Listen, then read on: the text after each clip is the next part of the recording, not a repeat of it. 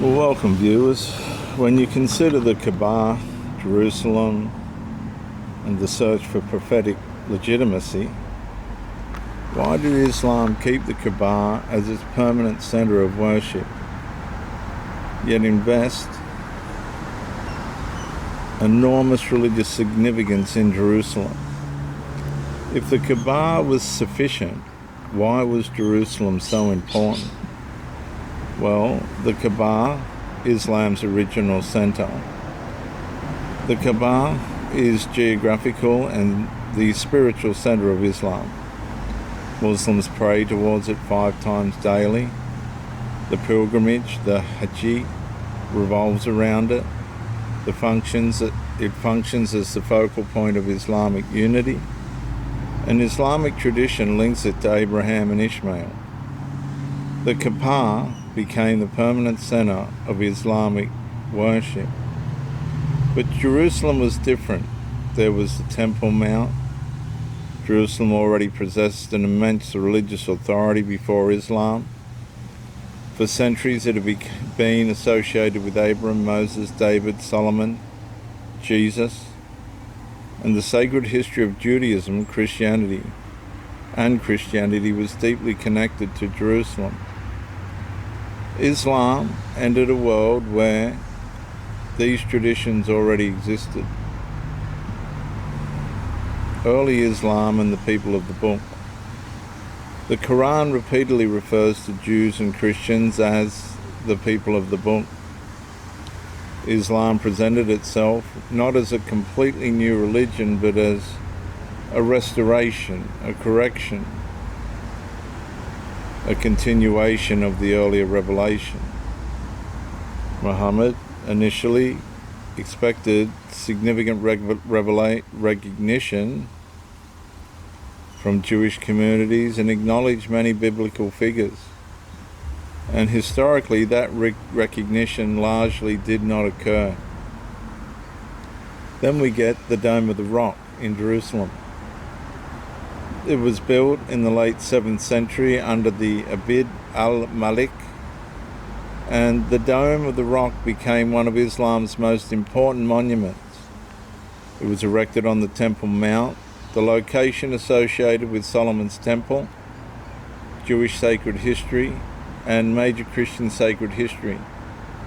Many historians see the structure as demonstrating Islam's claim that it stood within the same Abrahamic story, while also presenting Islam as the final and authoritative expression of that story.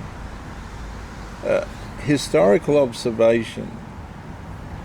A historian could reasonably observe Islam maintain the Kaaba as its permanent center of worship, but Jerusalem provided access to it,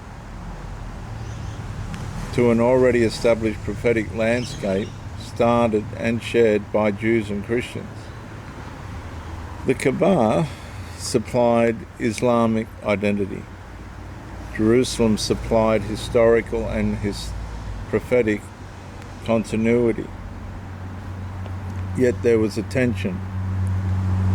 The difficulty was that Judaism and Christianity generally rejected Muhammad's prophetic authority, and as a result, Islam retained Jerusalem as sacred.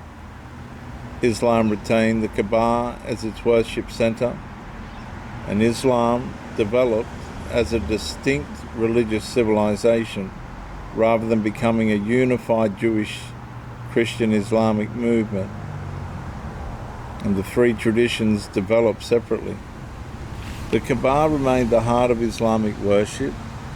Jerusalem connected Islam to the world of the biblical prophets, and the historical question is whether Islam was restoring that prophetic tradition or creating a new one alongside it, and history has told us they were creating a new one alongside it because Muhammad couldn't get integration with the people of the book.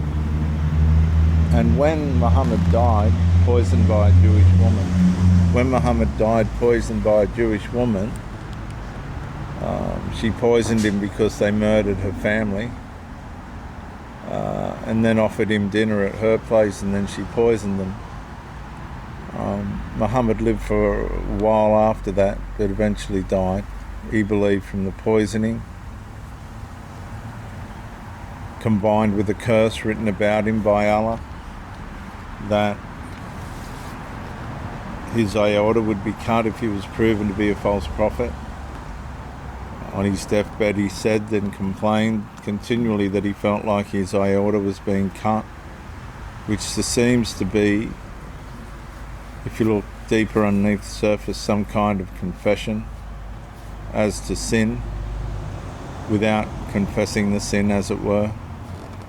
Muhammad then died, but after Muhammad died, the movement kept expanding, and within the movement there became sects that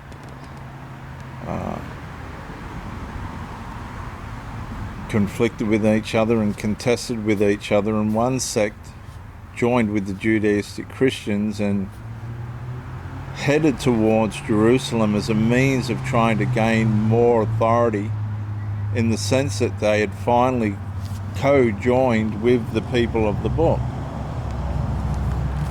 And so the construction of the Dome of the Rock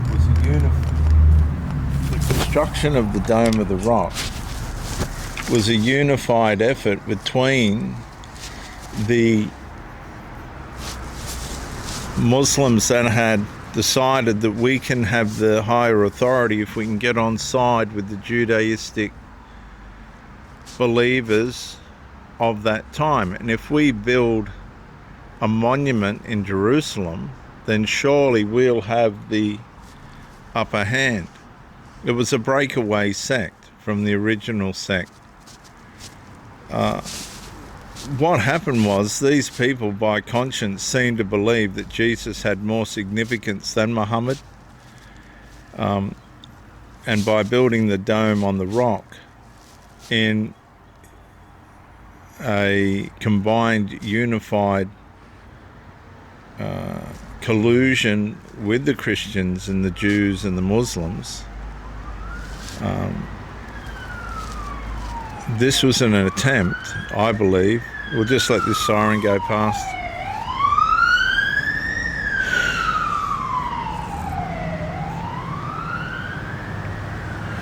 This was an attempt to overthrow the Kaaba center. The Kaaba as the center. Because Islam at this point had become fragmented. There were different sects fighting over control.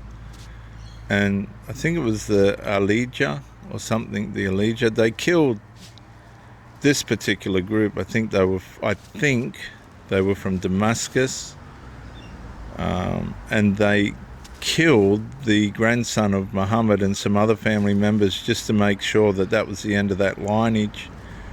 They colluded with the Judaistic Christians, and decided that if they could establish themselves in Jerusalem, this would be a means to overthrow the core group that was still central in Mecca, I think it was, at the Kaaba. But by the time the unified collusion had been completed, the tensions between the Muslims and the Judaistic Christians worsened within that group themselves. And what happened was, we find that the Muslims in that group, in the collusion group from Damascus, that I think they were called the but they were from Damascus. They killed Muhammad's family, the remaining members of Muhammad's family, as far as they could, a couple of generations down from Muhammad. And they essentially they come up with the idea that if we can establish a center in Jerusalem, and we'll use the Judaistic Christians to be able to do it, then we may be able to gain enough influence to take control of Islam. But it didn't work. The Islamic doctrines and things began to expand and be further evolved and drifted further away from the Judaistic Christian portals, I'd say portals that they gleaned to try and build it from, and it began to be corrupted in its writings in the sense of moving further away from the fundamental doctrines and beliefs of Christianity. You see, Muhammad used the people as a means of getting initial influence over the people in those regions to establish himself as a prophet. He made out he was aligned with the people of the book, but the people of the book knew that he wasn't. He was a breakaway. He was establishing himself on the own authority of himself as being a prophet, but he was never going to be a prophet under the recognition or authority or verification of the people of the book. So, like many religions today, Muhammad was just a breakaway from the sources and the reality of the Messiah. And when you look at the Dome of the Rock, inside the Dome of the Rock, the central figure of worship was the Messiah. Now, the hard part about this is the Judaistic Christians did struggle with the fact that Jesus was divine. And this kept, in some ways, influence over the Muslims, because they never believed that Jesus was the Messiah, because that would have dethroned the spiritual authority of Muhammad.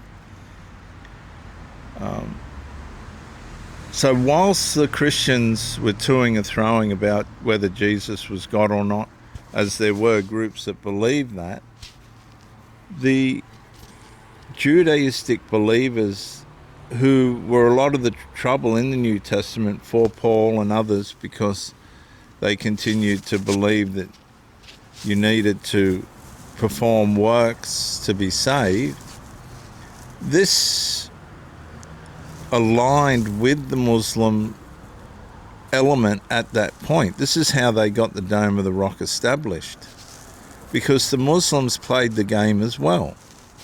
They played the game in putting Jesus in a position that was probably where he shouldn't have been. They would have known that. But the benefits of doing that outweighed the losses in terms of, if we can pull this off, if we can establish this place of worship, we might gain enough authority to be able to take over Mecca. By this time, everybody was trying to find a way of being in control of Islam, but it basically had gotten out of control due to the underlying rebellious nature of it in the first place. So what I'm trying to say is there was a large element of Muslims that believed Jesus was more important than Muhammad. They believed it. Muhammad's lifestyle didn't reflect in any way whatsoever the necessities or the moralities of Christianity in any way, shape or form, given that he was a vicious murderer, he was a pedophile, he practiced polygamy. There was no way whatsoever that the people of the book were ever going to accept the beliefs or the lifestyle of Muhammad. So there's a lot in it. That's a very broad overview of it, but it shows you some structure as to how the Dome of the Rock got there. The Dome of the Rock got there in association with the Muslims as a means of the Muslims using a central Jewish base as a form of higher authority in alignment with some kind of acknowledgement of the people of the book that would give them some kind of sway over the populace of Islam. But I don't think it ultimately worked. There was too many cell groups and divisions within Islam at that time. There were individual internal schisms as to who was going to be in charge and who was not. There was a lot of murder and betrayal and things going on within Islam itself. And really, nobody was safe. Nobody was really safe. Nobody knew who was going to go next, who was going to be killed next, who was going to die next. And it's been that way ever since. Divisions, different cells of Islam, different views of Islam, because Islam never really found the place that it was supposed to be, and the place that Muhammad wanted it to be was acknowledging the people of the book, being recognized and verified as the people of the book, being one of the prophets of the people of the book, and growing from there, probably developing himself further as a Christian. But because he was not verified, recognized, or authorized, he turned against that, gleaned what he could from that, took what influence he could to lift up himself, to gain influence over the people that were around him in the organization he was built. He was surrounded by Christians, even in his family, his first wife and whatnot, and her family. Warak, I don't even know if the uncle of his first wife was a Christian scholar. So Muhammad had his opportunities. Out of his rejection, he produced organization, a religion that turned out to try and be peaceful, but ultimately couldn't, because the structure of peace was based on the Messiah, and Muhammad didn't uphold that whatsoever. And then, of course, that spirit traveled with Islam right through till today. If you go to the Kaaba and you're a female and you find yourself in the middle of that crowd close to the idol itself, then you get mauled, groped, the whole lot. There's no manners, moral, or anything. There's theft that goes on there. There's all sorts of. It's the whole thing just kept its immorality right up until today. Now, we come to the argument: are there good Muslims? There are good Muslims, but the ideology itself will never ever be able to prove itself to be good. I hope that helps. It's pretty broad, but it's in depth. Bye for now.